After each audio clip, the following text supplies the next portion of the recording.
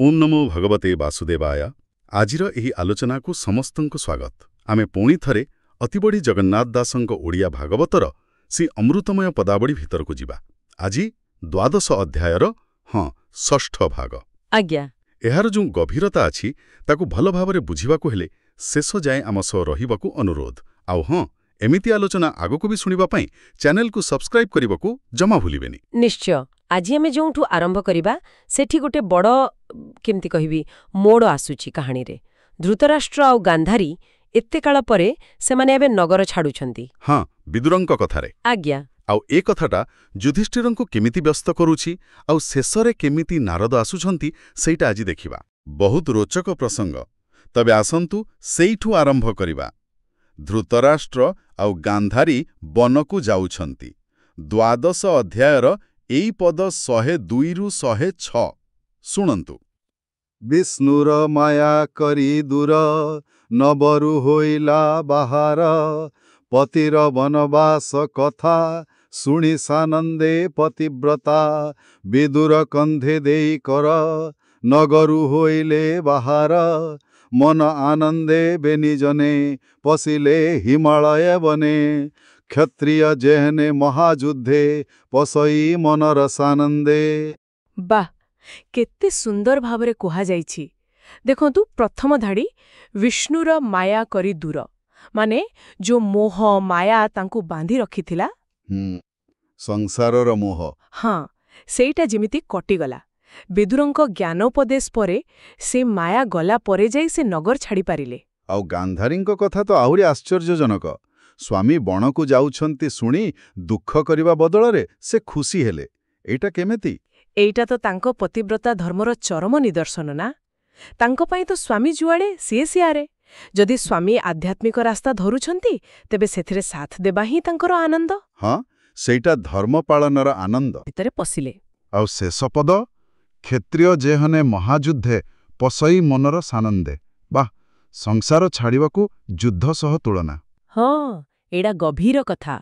जगन्नाथ दास कहउचंती एई जो सन्यास नेबा वैराग्य नेबा एडा पळेई जिबा नुहे।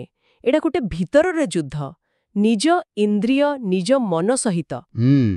तो जेमिति जणे वीर खुशी रे युद्ध को जाए सेमिति एमाने भी एई नुआ आध्यात्मिक यात्रा को बड़ा आनंदरे साहसर सह आरंभ कले। वाह, अद्भुत भावना। एमाने तो एमती चाली गले किंतु राजमहलर युधिष्ठिर तो किछि जानि नथिले। से जेतेबेले तांकर सबुदिनिया काम सारी माने गुरुजनंकु भेटिबाकु गले सेतेबेले कोन देखिले आसंतु शुणिबा परवर्ती पद 107 रु 111। ओ काव्यक भावे पाठ करूछि। एबे हौ शुण मुनिवरे धर्मनंदन निज घरे संध्यादि नित्यकर्म सारी अग्निपूजन दान करी गुरुवंदन पूजा अर्थे गृहे पशिले कृतकृत्य गुरुभुवने जाई मिली हस्तरे घेनी अर्घ्यस्थाली तक्षणे देखी शून्य घर कातर मने नृपवर। देखुंतु एबे दृश्य पूरा बदली गला। धर्मराज युधिष्ठिरंक कथा से तांकर सबुदिनिया काम संध्यावंदना अग्निपूजा दान धर्म एसबु सारिछंती। आज्ञा, तांकर तो नियम थिला एहा परे जाई गुरुजनंकु प्रणाम करिवे धृतराष्ट्र और गांधारींकु। हाँ, सेइटा तांकर कर्तव्य निष्ठा। तो से पूजा थाली धरी तांको घरकु गले। आउ सेठी जाई जहा देखिले से पूरा स्तब्ध, घर पूरा खाली। केही नाहांती ना धृतराष्ट्र ना गांधारी ना विदुर। एमिति अचानक देखि धर्मराजंक मनरे भारी कष्ट हेला। से व्याकुल हेई गले। से जो लेखाइछि कातर मने नृपवर सेइटा तांको अवस्था कहुछि। हाँ, स्वाभाविक कथा। निजर गुरुजन बापा माँ भली लोकंको हठात न देखिले मनरे तो केते कोन आशंका आसे। युधिष्ठिर भली धार्मिक लोक पई तो एटा निश्चय बहुत कष्ट देइथिबो। तांको मनरे कोन सब भावना आसिला सेतेबेले। परवर्ती पदरे 112 रु 120 सेई कथा अछि। काव्यक भावे पाठ।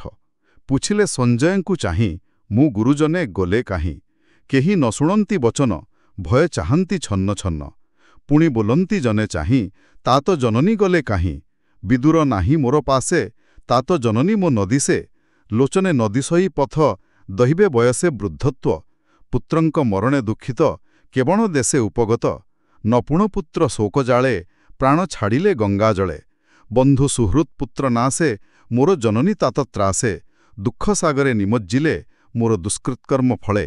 ଏଠି ଦେଖନ୍ତୁ ଯୁଧିଷ୍ଠିରଙ୍କ ମନ ଭିତରେ କେତେ ଭୟ, କେତେ ଦୋଷୀ ଭାବନା। ପ୍ରଥମେ ସେ ପାଖରେ ଥିବା ସଞ୍ଜୟଙ୍କୁ ପଚାରିଲେ, ଆରେ ମୋ ଗୁରୁଜନ ସବୁ କୁଆଡ଼େ ଗଲେ? କିନ୍ତୁ କେହି କିଛି କହିଲେନି। ନା, କେହି କିଛି କହୁନାହାନ୍ତି। ସମସ୍ତେ ଖାଲି ଡରିକି ଏପଟ ସେପଟ ଚାହୁଁଛନ୍ତି। ସେମାନେ ଡରୁଥିଲେ କାହିଁକି? କ'ଣ ଜାଣିଥିଲେ କି ସେମାନେ? ହେଇଥାଇପାରେ। ହୁଏତ ଜାଣିଥିଲେ ଯେ ଧୃତରାଷ୍ଟ୍ର ଏମିତି ଚୁପଚାପ ଚାଲିଯାଇଛନ୍ତି, ଆଉ ସେ କଥା ଯୁଧିଷ୍ଠିରଙ୍କୁ କହିଲେ ସେ ଦୁଃଖ କରିବେ। ଯାହା ବି ହେଉ, କାହାଠୁ କିଛି ଉତ୍ତର ନ ପାଇ ଯୁଧିଷ୍ଠିର ଆହୁରି ବ୍ୟସ୍ତ ହେଇଗଲେ। ପୁଣି ପଚାରିଲେ, ମୋ ବାପା ମା କୁଆଡ଼େ? ଆଜ୍ଞା। ବିଦୁର ବି ପାଖରେ ନାହାନ୍ତି। କୁଆଡ଼େ ଗଲେ ସମସ୍ତେ? ଆଉ ତାପରେ ତାଙ୍କ ମନରେ ଭୟଙ୍କର ଭାବନା ସବୁ ଆସିଲା। ବୁଢ଼ା ବାପା ମା, ଆଖିକୁ ଦିଶୁନି। ହଁ, ପୁଅମାନେ ସବୁ ମରିଗଲେ। ସେଇ ଦୁଃଖରେ ସେମାନେ ଏତେ ଭାଙ୍ଗି ପଡ଼ିଥିଲେ ଯେ ଯୁଧିଷ୍ଠିର ଭାବିଲେ କାଳେ ସେମାନେ ଜୀବନ ହାରିଦେଲେ କି, ଗଙ୍ଗା ନଦୀରେ ପ୍ରାଣ ଦେଇଦେଲେ କି। ଏଇ ଭାବନା ତାଙ୍କୁ ପୁରା ଡରେଇ ଦେଲା। ଆଉ ଶେଷକୁ ସେ ନିଜକୁ ଦୋଷ ଦେଉଛନ୍ତି। କହୁଛନ୍ତି ମୋର ଦୁଷ୍କୃତ କର୍ମ ଫଳେ। ତାଙ୍କରି ଦୋଷରୁ ଏମିତି ହେଲା ବୋଲି ଭାବୁଛନ୍ତି। ଏଟା ଯୁଧିଷ୍ଠିରଙ୍କର ମହାନତା। ସେ ଭାବୁଛନ୍ତି ଏ ଯୋଉ କୁରୁକ୍ଷେତ୍ର ଯୁଦ୍ଧ ହେଲା, ସେଥିରେ ଏତେ ଲୋକ ମରିଲେ, ଏସବୁର କାରଣ ତ ସେ ନିଜେ। ଆଉ ସେହି ମହାବିନାଶର ଦୁଃଖ, ସେହି ଭୟ, ସେଥିପାଇଁ ହିଁ ଧୃତରାଷ୍ଟ୍ର ଆଉ ଗାନ୍ଧାରୀ ଏତେ କଷ୍ଟ ପାଇଲେ ଯେ ହୁଏତ କିଛି ଅଘଟନ ଘଟେଇ ଦେଲେ। ସେ ନିଜକୁ ଏଥିପାଇଁ ଦାୟୀ ମଣୁଛନ୍ତି। କେତେ ଦାୟିତ୍ୱବୋଧ, କେତେ କରୁଣା ତାଙ୍କର। ବହୁତ ମାର୍ମିକ କଥା। ଯୁଧିଷ୍ଠିର ଏମିତି ବ୍ୟସ୍ତ ହେଉଥିବା ବେଳେ ସଞ୍ଜୟ ତ ସେଠି ଥିଲେ। ସେ କ'ଣ କିଛି କହିଲେ? ତାଙ୍କର ପ୍ରତିକ୍ରିୟା କ'ଣ ଥିଲା? ଆସନ୍ତୁ ପରବର୍ତ୍ତୀ ପଦ 121ରୁ 128 ଶୁଣିବା। କାବ୍ୟକ ଭାବେ ପାଠ। ସୁତ ଉବାଚ ଧର୍ମନନ୍ଦନ ବାକ୍ୟ ଶୁଣି ସାରଥି ନ କହିଲା ବାଣୀ ନ ଦେଖି ଧୃତରାଷ୍ଟ୍ର ପାଶେ ଅତି ପୀଡ଼ିତ ସ୍ନେହ ବସେ ବିରହ ଦୁଃଖରେ ବିକଳ ନୟନୁ ବହେ ଅଶ୍ରୁଜଳ ପୁଣି ସେ ମନେ ଧୈର୍ଯ୍ୟ ଧରି ହସ୍ତେ ପୋଛିଲା ନେହୁ ବାରି ଧୃତରାଷ୍ଟ୍ରର ଯେ ବିୟୋଯୋଗ କହି ଯୁଧିଷ୍ଠିର ଆଗ ସଞ୍ଜୟ ଉବାଚ ଶୁଣ ହେ ନୃପଚୂଡ଼ାମଣି ତୋହର ପିୟର ଜନନୀ ରଜନୀ କାଳେ ଗଲେ କାହିଁ ସର୍ବଥା ନ ଜାଣଇ ମୁହିଁ ମୋର ଜୀବନ ଦୁଃଖ ଭରେ ମଜ୍ଜିଲା ଭୃଜିନ ସାଗରେ। ଏଠି ସୁତମୁନି କହୁଛନ୍ତି ଯୁଧିଷ୍ଠିରଙ୍କ କଥା ଶୁଣି ସାରଥି ସଞ୍ଜୟ। ସେ ବି ପ୍ରଥମେ କିଛି କହିପାରିଲେନି। ତାଙ୍କର ବି ଧୃତରାଷ୍ଟ୍ରଙ୍କ ପାଇଁ ବହୁତ ସ୍ନେହ ଥିଲା। ତାଙ୍କୁ ସେଠି ନ ଦେଖି ସେ ବି ଭାରି ଦୁଃଖ ପାଇଲେ। ତାଙ୍କ ଆଖିରୁ ବି ଲୁହ ବହିଗଲା। ତାପରେ କିନ୍ତୁ ସେ ନିଜକୁ ସମ୍ଭାଳିଲେ। ହଁ, ଟିକେ ପରେ ମନକୁ ଦମ୍ଭ କରି ଆଖି ଲୁହ ପୋଛି ସେ ଯୁଧିଷ୍ଠିରଙ୍କୁ କହିଲେ, କିନ୍ତୁ କ'ଣ କହିଲେ?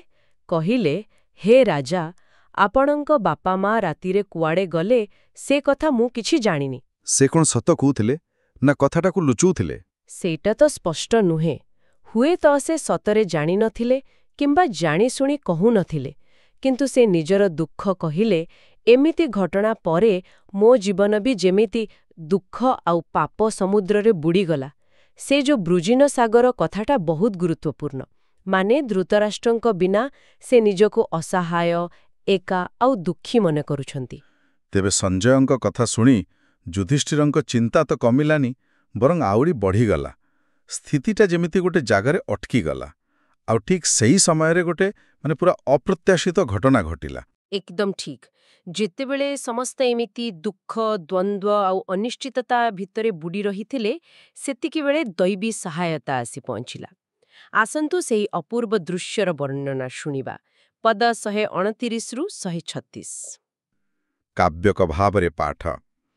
ଏମନ୍ତେ କହୁ ମନ ଖେଦ ଗଗନେ ଶୁଭେ ବୀଣା ନାଦ ଶୁଣି ଚାହିଁଲେ ଅନ୍ତରିକ୍ଷେ ନାରଦ ଦିଶିଲେ ପ୍ରତ୍ୟକ୍ଷେ ତୁମ୍ବୁରୁ ଅଛି ତାଙ୍କ ସଙ୍ଗେ ବୀଣା ବିନୋଦ ବାଦ୍ୟ ରଙ୍ଗେ ନାଦେ ଗୋବିନ୍ଦ ଗୁଣ ଗାଇ ପୁଲକ ରୋମ ପନ୍ତି ବହି ଆନନ୍ଦେ ଅଶ୍ରୁ ଜଳପୁରେ ମିଳିଲେ ରାଜାର ଛାମୁରେ ଦେଖି ସମ୍ଭ୍ରମେ ନୃପମଣି ଅନୁଜ ସଙ୍ଗେ ପାଦେ ନମି ମୁନିଙ୍କି ଆସନେ ବସାଇ ବେଣିଚରଣ କରେ ଧୋଇ ଚରଣ ପୂଜି ବିଧିମତେ କହନ୍ତି ନାରଦ ଅଗ୍ରତେ। ବାଃ, କି ଅଦ୍ଭୁତ ଦୃଶ୍ୟ! ସଞ୍ଜୟ ଏମିତି ଦୁଃଖରେ କହୁଛନ୍ତି ଆଉ ହଠାତ୍ ଆକାଶରୁ ବୀଣାର ମିଠା ସ୍ୱର ଶୁଭିଲା। ଏଇଟା ସାଧାରଣ ଗୀତ ନୁହେଁ, ଏଇଟା ଦିବ୍ୟ ସଙ୍ଗୀତ। ଆଉ ସେହି ସ୍ୱର ସାଙ୍ଗରେ ଆସିଲେ ଦେବର୍ଷି ନାରଦ। ତାଙ୍କ ସାଙ୍ଗରେ ତୁମ୍ବୁରୁ ଗନ୍ଧର୍ବ ବି ଥିଲେ। ହଁ, ଆଉ ନାରଦ ମୁନି କେମିତି ଆସିଲେ? ଭଗବାନ ଗୋବିନ୍ଦଙ୍କର ନାମଗୁଣ ଗାଇ ଗାଇ ତାଙ୍କ ଦେହ ପୁରା ରୋମାଞ୍ଚିତ ହେଇଯାଇଛି, ଆଖିରେ ଆନନ୍ଦର ଲୁହ। ଏମିତି ଗୋଟେ ଦିବ୍ୟ ପ୍ରେମ ଭାବରେ ସେ ଆସି ଯୁଧିଷ୍ଠିରଙ୍କ ଆଗରେ ପହଞ୍ଚିଗଲେ। ଏଇଟା ଗୋଟେ ସଂକେତ ଯେ ଏବେ ସମସ୍ୟାର ସମାଧାନ ମିଳିବ। ନାରଦଙ୍କୁ ଦେଖି ଯୁଧିଷ୍ଠିର ଆଉ ତାଙ୍କ ଭାଇମାନେ କ'ଣ କଲେ? ସେମାନେ ତ ସାଙ୍ଗେ ସାଙ୍ଗେ ଆଦରରେ ଭକ୍ତିରେ ଉଠିପଡ଼ି ଦେବର୍ଷିଙ୍କ ପାଦ ଛୁଇଁଲେ। ଏଥିରୁ ଜଣାପଡ଼ୁଛି ଋଷିମୁନିଙ୍କ ପାଇଁ ତାଙ୍କ ମନରେ କେତେ ସମ୍ମାନ। ଯୁଧିଷ୍ଠିର ନିଜେ ନାରଦଙ୍କୁ ଭଲ ଆସନରେ ବସେଇଲେ, ତାଙ୍କ ପାଦ ଧୋଇଲେ, ବିଧି ମୁତାବକ ପୂଜା କଲେ। ଏସବୁ ସରିଲା ପରେ ସେ ନିଜ ମନର କଥା, ନିଜର ଦୁଃଖ ଓ ଆଶଙ୍କା ସବୁ ନାରଦଙ୍କୁ କହିବା ଆରମ୍ଭ କଲେ। ତେବେ ଆଜିର ଆଲୋଚନା ଆମର ଏକ ଏମିତି ଜାଗାରେ ପହଞ୍ଚିଲା ଯୋଉଠି ଗୋଟେ ବଡ଼ ପରିବର୍ତ୍ତନ ହେଲା। ଆମେ ଦେଖିଲେ କେମିତି ଧୃତରାଷ୍ଟ୍ର ଆଉ ଗାନ୍ଧାରୀ ମାୟା ଛାଡ଼ି ବଣକୁ ଗଲେ, ଯାହାକୁ କବି ଯୁଦ୍ଧଯାତ୍ରା ସହ ତୁଳନା କରିଛନ୍ତି। ଆଉ ଅନ୍ୟପଟେ ଯୁଧିଷ୍ଠିର ସେମାନଙ୍କୁ ନ ପାଇ କେତେ ବ୍ୟସ୍ତ ହେଲେ, କେତେ କ'ଣ ଭାବିଲେ, ନିଜକୁ ଦୋଷ ଦେଲେ। ହଁ, ଆଉ ସଞ୍ଜୟଙ୍କ କଥା ବି ତାଙ୍କ ଚିନ୍ତା ବଢ଼େଇଦେଲା। କିନ୍ତୁ ଠିକ୍ ସେତିକିବେଳେ ଦେବର୍ଷି ନାରଦଙ୍କର ଆଗମନ ଏକ ନୂଆ ଆଶା ସୃଷ୍ଟି କଲା। ସତରେ ଏ ପୁରା ଘଟଣାଟା ଆମକୁ ବହୁତ କଥା ଭାବିବାକୁ ବାଧ୍ୟ କରୁଛି। ଗୋଟେ ପଟେ ସଂସାର ତ୍ୟାଗର ଆନନ୍ଦ, ଆରପଟେ ସଂସାରୀର ସ୍ନେହ, କର୍ତ୍ତବ୍ୟର ବନ୍ଧନ। ହଁ, ଧୃତରାଷ୍ଟ୍ରଙ୍କ ପାଇଁ ଯାହା ମୁକ୍ତି, ଯୁଧିଷ୍ଠିରଙ୍କ ପାଇଁ ତାହା ଚିନ୍ତା। ଏହି ଦ୍ୱନ୍ଦ୍ୱ ତ ଆମ ଜୀବନରେ ସବୁବେଳେ ଲାଗି ରହିଛି। କିନ୍ତୁ ସବୁଠୁ ବଡ଼ କଥା ହେଉଛି, ଯେତେବେଳେ ଆମେ ଏମିତି ସମସ୍ୟାରେ ପଡ଼ିଥାଉ, ଯଦି ଭଗବାନଙ୍କ ଉପରେ ବିଶ୍ୱାସ ଥାଏ, ତେବେ ଠିକ୍ ସମୟରେ ସାହାଯ୍ୟ ନିଶ୍ଚୟ ମିଳେ, ଯେମିତି ଏଠି ନାରଦ ଆସିଲେ। ବହୁତ ସୁନ୍ଦର କଥା କହିଲେ। ଏ ପ୍ରସଙ୍ଗ ନିଶ୍ଚୟ ଶ୍ରୋତାମାନଙ୍କୁ ଭଲ ଲାଗିଥିବ ଏବଂ କିଛି ନୂଆ କଥା ଭାବିବାକୁ ଦେଇଥିବ। ଯଦି ଏ ଆଲୋଚନା କାହାକୁ ଭଲ ଲାଗିଥାଏ, ତେବେ କମେଣ୍ଟ ବକ୍ସରେ ଓମ୍ ନମୋ ଭଗବତେ ବାସୁଦେବାୟ ଲେଖି ଜଣେଇବେ ନିଶ୍ଚୟ। କିନ୍ତୁ କଥା ଏଇଠି ସରିନି। ଦେବର୍ଷି ନାରଦ ଆସିଲେ ସତ, କିନ୍ତୁ ସେ ଯୁଧିଷ୍ଠିରଙ୍କୁ କ'ଣ କହିଲେ? ଧୃତରାଷ୍ଟ୍ର, ଗାନ୍ଧାରୀ, ବିଦୁରଙ୍କର ସତରେ କ'ଣ ହେଲା? ଯୁଧିଷ୍ଠିରଙ୍କ ଚିନ୍ତା କେମିତି ଦୂର ହେଲା? ଏସବୁ ଜାଣିବାକୁ ହେଲେ ଆମର ଆଗାମୀ ଆଲୋଚନାକୁ ନିଶ୍ଚୟ ଅପେକ୍ଷା କରନ୍ତୁ। ଓମ୍ ନମୋ ଭଗବତେ ବାସୁଦେବାୟ। ଆପଣ ଶୁଣୁଛନ୍ତି ରେଡିଓ ତୋଷାଳୀ, ଆମ ମାଟିର ସ୍ୱର।